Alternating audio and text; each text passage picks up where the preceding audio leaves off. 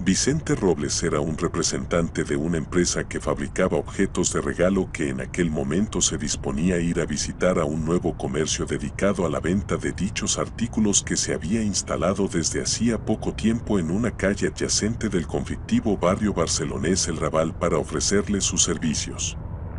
Sin embargo, Vicente no se había percatado que a escasos metros de aquel lugar había una tienda de sombreros llamada Casa Rubit, que ostentaba una fachada añeja, con una puerta marrón que mostraba unos sofisticados arabescos pertenecientes a una época ya fenecida, y con un gran escaparate en el que se exhibía aquella singular prenda en distintos modelos, la cual al par que había sido fundada en el año 1885 y que le prestaba a aquella zona un matiz de una soledad tradicional.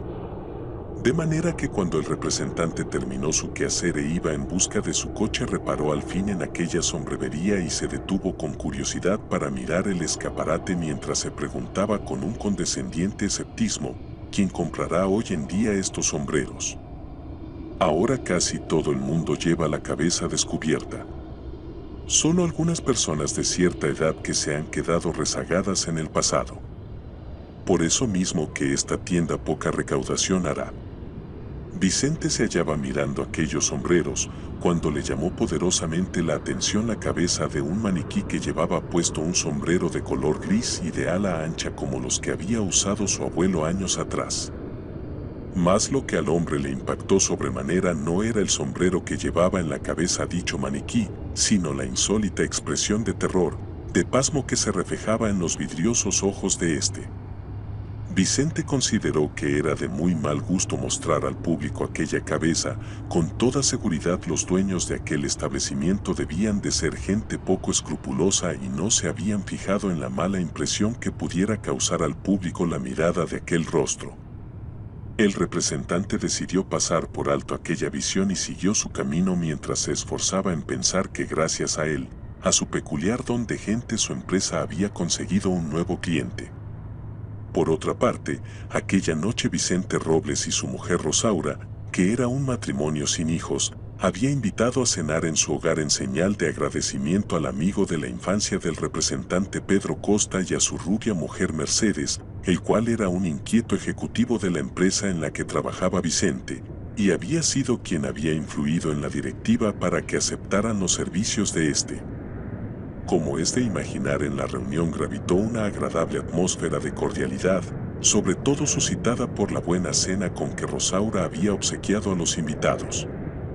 Se comentó de un modo distendido el carácter del personal de la empresa, se habló de viajes, y cuando todo hubo acabado el matrimonio Robles se apresuró a recoger la vajilla así como los restos de la comida, y en el hogar, como siempre ocurre en estos casos, reinó un extraño halo de melancolía envuelto en un denso silencio. Fue entonces cuando de súbito a Vicente le acometió con fuerza el recuerdo de la insólita expresión de terror del maniquí que había visto en el escaparate de aquella tienda de sombreros. En su imaginación el hombre creyó que los espantosos ojos abiertos de aquella cabeza se habían fijado en él, por lo que se sintió turbado y se sentó en un sillón del comedor. ¿Qué te ocurre? ¿No te encuentras bien?, le preguntó Rosaura con preocupación. Oh, sí. No es nada. Es que me ha perturbado una tontería sin importancia.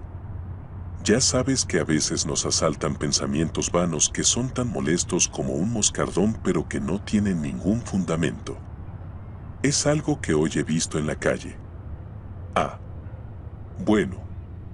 Pues tómate un calmante y vayamos a dormir que mañana tenemos que madrugar, le dijo su mujer. Pero al día siguiente Vicente estaba muy obsesionado con la visión de la espeluznante cabeza. Así que cuando salió de la oficina a las 7 de la tarde, como impulsado por un resorte se dirigió al lugar de aquella tienda de los sombreros, y efectivamente en el escaparate volvió a ver la cabeza. Lo chocante fue que la expresión del maniquí había cambiado ligeramente. O se lo parecía a él. Pese a que sus ojos seguían con la misma terrorífica mirada, en la comisura de su boca se había formado un desagradable rictus que antes no estaba. Era algo imperceptible que había modificado la expresión de aquel rostro que a Vicente le causó una honda impresión. 2 días después el representante volvió al callejón donde estaba la tienda de sombreros con la esperanza de que hubiesen quitado aquel horrible maniquí, ya que éste de una manera inexplicable ejercía una poderosa influencia en su ánimo. Pero allí seguía. Y para la sorpresa de Vicente, aquel desagradable rictus en la comisura de sus labios se había acentuado todavía más. Por otra parte, aquellos ojos estaban tan abiertos que parecía que quisiesen salir de sus órbitas. ¿Qué estaba pasando? Era una broma macabra de los dueños del local. Decidió no volver a pasar por aquella calle ya que sentía pánico de volver a ver la horrible cabeza del maniquí. Más al cabo de un par de semanas de aquella rara experiencia, el jefe de personal de su empresa instó a Vicente a que hiciese una visita de cortesía al comercio dedicado a la venta de artículos de regalo, por lo que el representante no tuvo más remedio que volver a pasar por delante de aquella antigua tienda. Pero ahora la cabeza del maniquí se había convertido casi en una horrible y putrefacta calavera con los ojos desorbitados. Aquello sin duda era una locura. ¿Qué debía hacer? ¿Llamar a la policía? Sin embargo, llevado por una morbosa curiosidad, Vicente se adentró en aquel comercio y al momento salió a atenderle un hombre alto, de cabello blanco y con una solícita mirada, el cual le inquirió con toda naturalidad: ¿qué desea usted? A Vicente casi que no le salían las palabras y al fin balbuceó: ¿qué es esta cabeza que está en el escaparate? Ah, ¿desea el sombrero que lleva la cabeza del maniquí?, dijo el dependiente. No. Yo. Ya comprendo.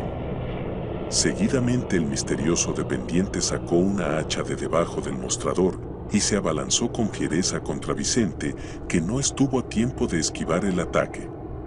Unos días después todo el mundo hablaba de la extraña desaparición de aquel representante. Pero un empleado de la empresa de Vicente que pasaba casualmente por aquella calle en la que había la tienda de los sombreros, se fijó con atención en la cabeza del maniquí que exhibía un sombrero en el escaparate y reconoció al anterior representante.